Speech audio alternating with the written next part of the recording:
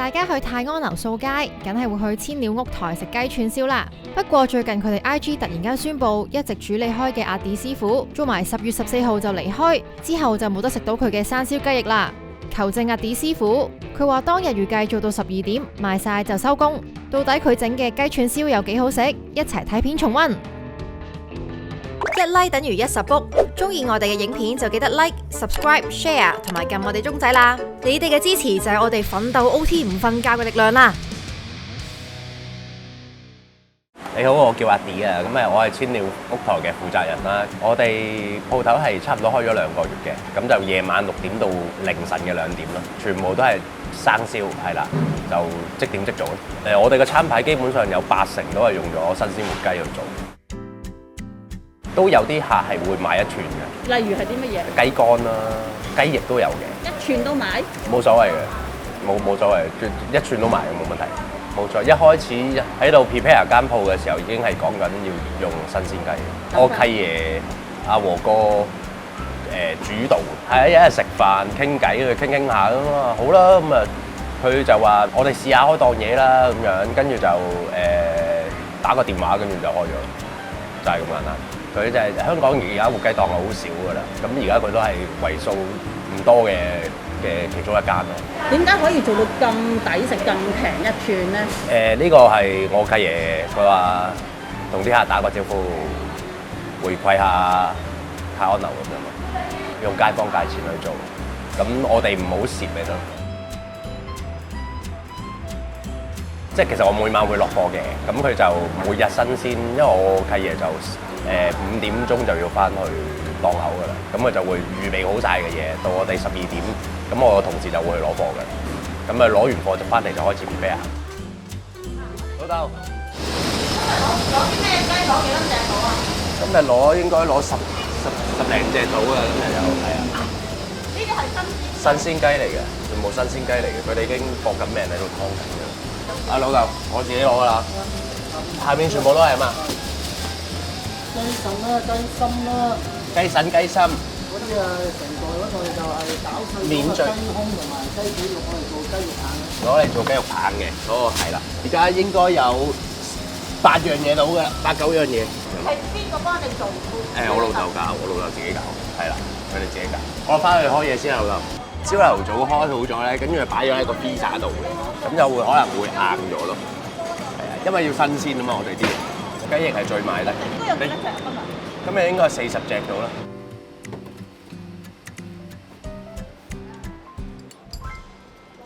嗰個行情啊係好飄忽嘅，咁你話正常我一日都攞12、13隻雞嘅，咁最平均都12、13隻嘅，最多咪18隻啦。龍江雞、胡鬚雞啦，咁加味雞就都有嘅，不過就少啲啦，係啦，就少啲嘅。點解個雞肉好賣？因為佢真係同雪藏雞係完全兩回事。即係你食落去個口感，佢個油份啊，佢嗰個肉嘅腍身啊，嗰個程度係爭好遠。就咁喺出面買隻新鮮雞翼都10零20蚊隻。即係你如果係急凍嘅雞翼嘅話，肉質係鞋口嘅。食完新鮮雞翼咧係翻唔到轉頭，真係你一咬嗰個雞腿，尤其是個雞腿嘅位，一咬落去你就知嘅。急凍雞燒出嚟係白色嘅，但係新鮮雞你一燒出嚟佢已經係金黃色嘅。即係呢個係一個好大嘅分別，一睇就睇得到。其實我真係唔識點樣去講佢嗰有幾好食嘅，係我覺得係啲客食完不停買，咁排到去10隻雞翼，可能要等40分鐘，佢都等。1寸同10寸嘅時間係一樣，都係10至15分鐘到啦。係啊，即係要睇翻你係買啲咩咯。咁如果你話係雞肝呢啲，咪3、2分鐘係 OK 嘅，因為你生燒啊嘛，即係即刻燒。同埋你都知道係，即係啲客都會理解嘅。生燒嘅意思係乜嘢？冇燒熟過全生咁樣去燒啦，即係新鮮咁樣燒，唔會再燒咗一半再翻燒咁樣咯。有啲係零零細細，可能係難熟啲噶嘛。唔可以咁樣做，因為你咁樣做，佢個 juice 啊嗰啲嘢完全唔同晒。所以你哋係堅持一定係要生燒，即係你一係就等咯，等唔到冇辦法。雞潤、雞心、雞腎啊，見到嘅內臟物係全部新鮮嘅。咁雞潤佢好食嘅程度係可以媲美鵝肝嗰個粉嫩度。咁同埋我都食過出面嘅雞肝，我就唔係我想要嘅嘢。係啊，個雞肝係因為要滷一滷先嘅。咁嗰個雞肝汁就係我自己教嘅雞肝汁嚟嘅，煮到佢3成熟到啦，跟住就要浸一浸我個雞肝汁，跟住先攞翻上嚟穿咯。咁就臨尾燒嘅時候就會燒翻香晒佢啊，差唔多去到7-8成熟咁樣咯。咁食落去嘅口感就係真係好似鵝肝咁樣，即係啲客係咁樣俾我個 feedback，都有行家試過話係好食嘅，因為始終佢食落去嗰個新鮮雞肝第一啦，第二係個粉嫩度同埋入味。佢幫我開雞咯，佢幫我開咗啲雞我要嘅部位咯，咁我哋翻嚟再自己改，再改翻啲雞啊，跟住穿翻到去。有啲特別部位係我要求佢俾我嘅，即係例如我哋嘅下巴啊、氣管啊呢啲會少啲嘅，呢啲嘢係啦。咁我哋會要求佢俾多啲喎。首先翻嚟我哋係要用鹽揦佢啦，跟住過一過水嘅，即係洗乾淨晒所有嘅血啊、血水啊、啲雜質啊咁樣洗乾淨佢啦。咁跟住就會自己改啦，改完先穿。咁點解要加落去咧？即係你為乜嘢？有啲咩目的咧？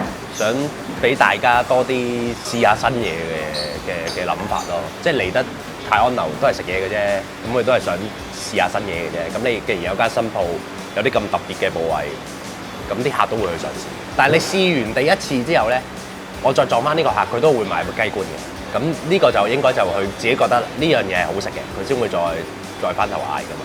我哋 menu 第4個嘅草井雞窩肉啦，暫時我夠膽講得我有嘅，因為呢個係要因為供應商佢肯幫你去起呢一嚿肉，你先做得到呢一個部位。係你邊個位咧？其實係人背脊凹咗入去嗰2個凹位嗰嚿肉嚟，咁同埋我就特登教咗個士多啤梨汁嚟播翻呢一個雞窩肉嘅。咁呢個係未食過人就唔知係咩嚟嘅，但係食完之後咧係會再翻頭再點嘅。呢個老豆中意食。呢個係雞三角軟骨。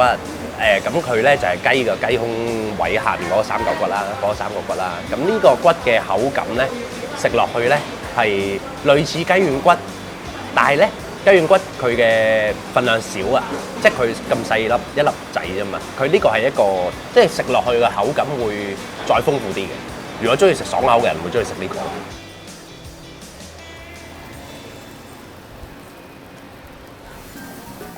平時喺度食開啲咩啊？雞翼啦、雞心啦，同埋橫膈膜啦。橫膈膜邊度都冇得食啦。佢嗰啲味道咧就冇醃到鬼五馬六，就係啲雪肉要嚟遮醜。嗰啲食鮮味就咁撒啲鹽，咁好鮮味啦，可以啦。雞子啦，就係咁樣我先嚟幫襯咯。我晚晚過嚟㗎。我賣鞋嘅嗰度，對面美亞鞋店咯。呢度咧？呢度係咪日日都好旺？係啊，我哋要預訂㗎，唔係講玩㗎。係啊，有一次嚟到佢話沽清啦，咁我好失望啊。價錢就你當然梗係比嗰啲凍肉貴少少㗎啦，佢新鮮雞嚟㗎嘛。食落去就真係唔同咯。係啊，嗰啲鮮味2樣嘢咯。係啊，生燒㗎。咁呢個梗係要你耐性啦，你想食好嘢，梗係要等下啦。你哋係第一次嚟啊？我係嚟過2次嘅，佢係第一次嚟嘅。係因為我覺得好食，所以帶埋。跟隊嚟嘅。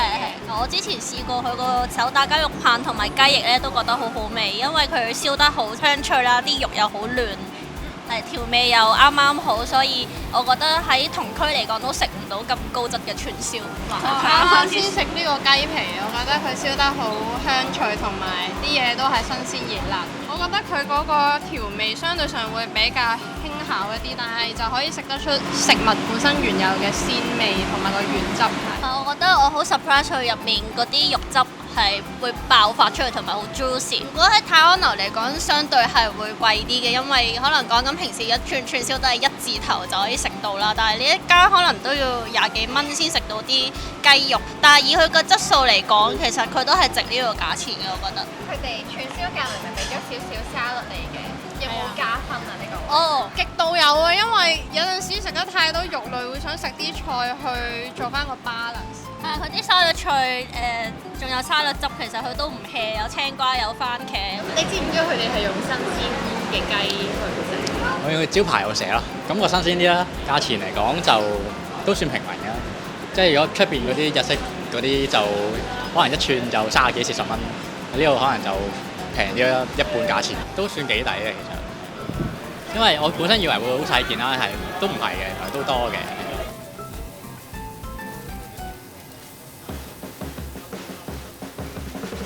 30款嘢嚟計，差唔多要300至400串到啦。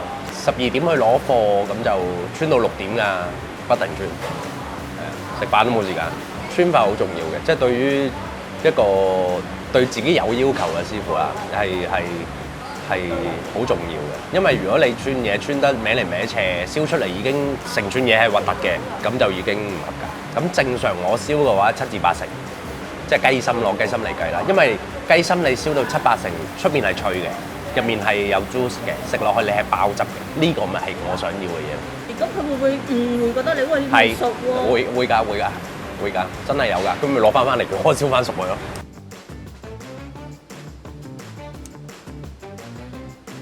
你之前係做咩㗎？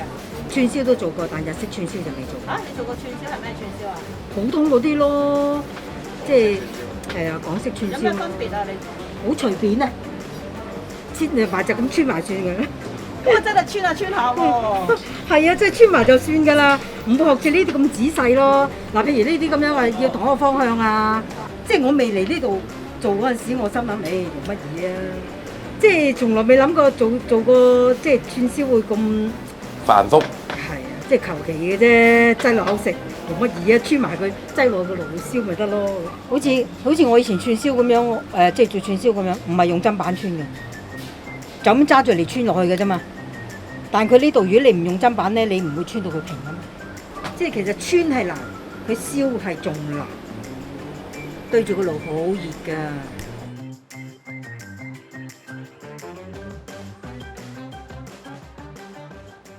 咁係咪人人都可以做串燒師傅咧？即係譬如啲人行過，咪又喺度穿，篤咁。你受到個爐咪得，你唔驚穿到手咪得。個爐嘅溫度係可以去到7、8度，我唔夠膽講好辛苦，係啊！我老豆話我唔辛苦，因為契爺咯，因為契爺佢想咁樣咯，佢想我有自己嘅事業，咁我都想我有我自己嘅事業，咁佢就極力支持我去做呢檔嘢。第一份工唔係做串燒嘅，但係我係自己中意食串燒，跟住就去學串燒。10零年前啦 ，Three Monkeys 啦，做個 Monkey Group 啦，跟住就自己開㗎啦。創業啊嘛，咁後生仔咁邊個都想創業㗎啦。嗰時大約幾多歲？都唔後生㗎啦，嗰30零歲啦，31歲喺國內開嘅。因為疫情咯，即係疫情冇得做，咁封城咁樣，你點做啫？咁翻嚟香港咪走咗去做紮鐵咯，頭尾都做咗1年半嘅。嗰陣時嘅手威應該咁大隻，咁粗，即係而家應該係大一個碼咯。九龍區嗰個新清水灣道啊，嗰度啲擋土牆太辛苦啦喎，真係。去到擋土牆嗰啲係碌3，最細都32啦。32都少啊，40、50啲鐵嚟嘅，即係啲行家就知㗎啦。你都睇我手慢慢啦，點搞啊？搞唔掂。點解要走去做紮鐵咧？揾錢啫，都係即係後生仔唔揾錢坐喺度嘅，但係咧要養家。開工足之餘，你仲要 OT 嘅話咧，份人工係好理想嘅。即係對於一個新仔入行嚟講，跟住去咗打工之後，打咗一排啦，1個零月啦，都唔算好本行，因為佢係嗰啲中即係。炒菜啊、蒸嘢啊咁樣呢啲太過中式啊，對於我嚟講，咁我係做日本餐㗎嘛，同埋我契爺有同我傾過呢檔嘢啊嘛，咁又係我最叻嘅呢一樣嘢，咁佢又有需要，咁我又咁啱有需要，咁就完成咗呢個 project。契爺認識係朋友介紹啦，咁食飯先會見面嘅，咁誒食飯就之後我哋又好投契咁樣啦，即係好多嘢係我唔知佢有冇講咧，佢覺得我嘅經歷好似佢，就就黑仔嘅話，係啊，咁佢就係咯，咁佢傾下傾下，咁咪好投契咁樣，跟住就變咗契仔啦。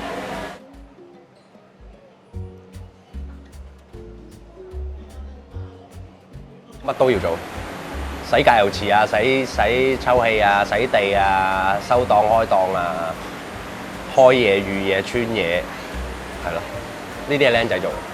咁跟住僆仔做完咪做師傅咯，燒啊、擺盤啊、校汁啊，即係日式串燒係做原汁原味多，係啦，即係輕輕鹽汁咁樣就。係啦，咁港式同埋嗰啲咩重慶燒嗰啲就兩樣嘢，同埋穿法做法都唔同。係我哋啲嘢全部冇醃嘅，係啦，基本上。最大嘅調味係嚟自邊度？即係我自己嘅汁同埋自己教嘅鹽。整緊個雞汁嘅，我而家要彈一彈香佢先，逼一逼啲雞油鎖喺入面。新鮮雞一燒咧，佢即刻起黃。即係但係如果你用冰鮮嗰啲雞咧。你點即係唔好話冰鮮，即係話用急凍嗰啲雞咧，你好難起到黃。因為我條方係要原隻雞嘅，即係我落曬所有嘢之後，落隻雞落去啦，滾2個鐘度啦，跟熄火咯，跟住收工前1個鐘再滾1個鐘咯，即係滾1個鐘頭。雞嘅基本上都用得到，有啲人咧即係懶少少嗰啲咧，佢都未用晒啲糖豉油就車咗落去，咁咪苦咯。可能泰安樓啲人仲未知啊。咁又有啲人都以為我哋就咁食嗰啲串燒，可唔可以加辣啊？可唔可以俾啲沙爹醬啊？咁樣，即係我啲員工啊、妹妹啊，以前我有個 friend 啊，佢幫我就直接同佢講話我哋係做日式串燒嘅，咁啊淨係落鹽啊，同埋自己嘅汁水嘅啫，咁樣嗰個味道係唔同出面嗰啲係唔同嘅。即係會唔會覺得好屈就啊？或者係？咁啊冇，我從來冇呢啲咁樣嘅心態，即係你開得一間鋪，你就係想做好佢㗎啦。你開喺邊都係咁，開街邊檔都係咁開啦，係咪？即係冇話屈唔屈就，我覺得幾好啊，做到自己中意嘅嘢，冇問題啊！泰安樓完全冇問題，我覺得 OK 嘅。覺唔覺得自己適唔適合開鋪咧？其實自己嘅性格、脾氣或者係你，我覺得我唔適合。係啊，我真係覺得我唔適合，因為我唔會，我對嗰啲數字我唔問，即係唔會好 care 嘅數字。咁你作為一個老細，你要睇住盤數。我又麻麻地中意睇住盤數嘅，所以呢啲嘢都係交俾契爺去做。你會唔會又會覺得自己係一個黑仔咧？唔可以咁講嘅，時也命也啦，係啦，天時地利人和，咁啱嗰陣時係咁樣，冇辦法嘅。咁我又唔會灰心嘅，開間鋪都係想做好佢嘅啫，即係又唔想辜負我老豆嘅嗰個契爺嗰個係咯。總之做好我嘅出品。每日做好我嘅出品，做到我營業額我就 OK。佢鬧得你最多係乜嘢？鬧我啫，鹹得滯喎，咁咯，咁啊 OK 嘅，好少嘅，其實都好少鬧。而家嘅關係係一個契爺契仔關係咧，定係咩？契爺契仔關係，契爺契仔咯，係。我話老闆員工又唔係喎，都係嗰個啦，冇佢冇啊，係啊。即係可能佢去一間嘢度食。啲嘢都 OK 啦，我哋唔好話人哋啦。啊，一嚟到我哋，喂仔，鹹喎，喂燒唔透喎，喂咁樣咯，即係佢會係咁樣嘅，即係阿仔對，即係老豆對仔嗰個期望嘅要求係會高啲嘅。即係如果我個仔做我徒弟，我諗佢做2日應該走嘅。冇咗老豆，冇咗，唔係我冇咗個仔，佢冇咗個老豆咯。